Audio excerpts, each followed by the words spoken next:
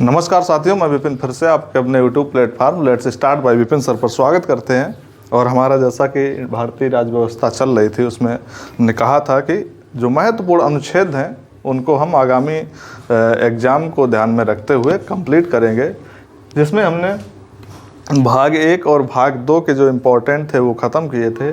और मौलिक अधिकार अब आता है जो हमारे लिए बहुत ही ज़्यादा इम्पोर्टेंट है। एग्ज़ाम के पर्पज़ से इम्पोर्टेंट तो है ही, उसके साथ ही हमारे निजी व्यक्तिगत रूप में भी हमें ये जानकारी होनी चाहिए कि हमें कौन से अनुच्छेद प्राप्त हैं या हमें कौन सी आज़ादी जो है प्राप्त है जिनका हम अपना भरपूर उपयोग कर सकते हैं, ताकि कोई भविष्य में आपके अधिकारों का हनन करता है तो आप उसके खिलाफ कार्रवाई कर सकते हैं। यानी कि संविधान में भाग 3 जो होता है मौलिक अधिकार बोला जाता है, जिसमें अनुच्छेद जो हैं 12 से 35 तक के अनुच्छेद जो हैं वो मौलिक अधिकारों में आते हैं।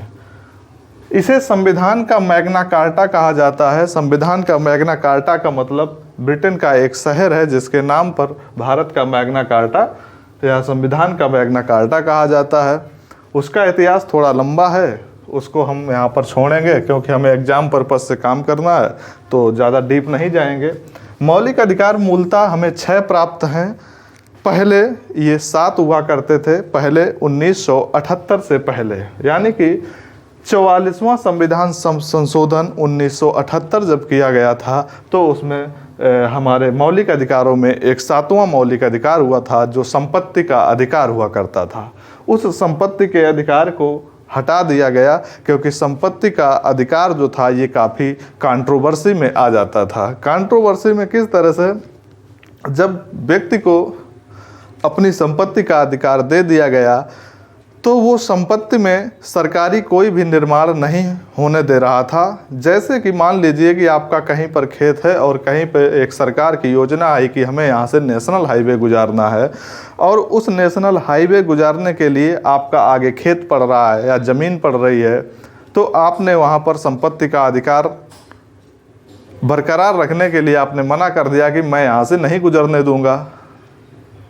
तो इसलिए इसको यहाँ से क्या करना पड़ा, संपत्ति का अधिकार हटाना पड़ा और इसको एक कानूनी अधिकार दे दिया कि मतलब सरकार आपकी संपत्ति पर जो चाहे कर सकती है बट उसका वो मुआवजा देगी।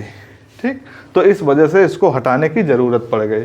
दूसरा, संपत्ति के अधिकार में यानी कि जो मौलिक अधिकार आता है उसमें हमारे पास एक स्वतंत्रता 2, 3, 4, 5, 6 और 7 ये हट चुकी है। यानी कि समता की स्वतंत्रता, यानी कि जो 14 से 18 अनुच्छेद है उसमें समता की स्वतंत्रता है। स्वतंत्रता इसके बाद 19 से 22 के बीच में है, समानता की स्वतंत्रता यहाँ पर है, समानता। फिर आता है शोषण, एक्सप्लॉयटेशन, यानी कि कोई आपका शोषण कर रहा है तो 23 से 25 के बीच अनुच्छेद जो हैं। धार्मिक स्वतंत्रता 26 से 28 के बीच में है। शिक्षा और संस्कृति जो है 29 और 30 में है। और संपत्ति 44वां संविधान संशोधन 1978 के तहत हटा दिया गया है। इसके बाद संवैधानिक उपचारों का अधिकार आर्टिकल 32, यानी कि अगर इन जितनी भी ये स्वतंत्रताएं आपको दी हैं इसमें किसी भी स्वतंत्रता का अगर आपके पास हनन होता है तो आर्टिकल 32 के तहत आप सुप्रीम कोर्ट जा सकते हैं और अपने अधिकारों का हनन होने से बचा सकते हैं। अब इतनी आपको 6 प्रकार की जो स्वतंत्रताएं दी हैं उसमें एक एक अनुच्छेद जो है अपने आप में बहुत इम्पोर्टेंट है। कौन कौन सा? सबसे पहले हम आर्टिकल 14 कंप्लीट करते हैं।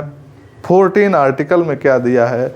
इसमें दिया गया है समानता या समता का अधिकार, यानी कि किसी भी व्यक्ति को यहाँ पर कमतर नहीं समझा जाएगा। सभी व्यक्ति जो होंगे समान होंगे, समान रिस्पेक्ट यानी कि इक्वली भावना से उसको देखा जाएगा। अगर उसके तहत किसी भी व्यक्ति को कोई परेशानी दी जाती है तो कहीं ना कहीं वो संविधान का अपमान करता है और उसको कार्रवाई भी की जाती है। अब इसके तहत हम लोग उस प्रोसीजर में कितना आगे कर पाते हैं वो हम लोग उतना वहाँ तक पहुँच ही नहीं पाते हैं, क्योंकि हम लोगों की प्रकृति ऐसी है कि ज़रा भी कुछ होता है तो कहते छोड़ो क्या करना है। खैर, आर्टिकल 15 आता है। जन्म, मूल, वंश, जाति, धर्म, स्थान के हिसाब से किसी को भी विभेद नहीं किया जाता, यानी कि धार्मिक आधार पे भी किसी चीज़ को डिफरेंशिएट करके उसका अपमान नहीं कर सकते हैं।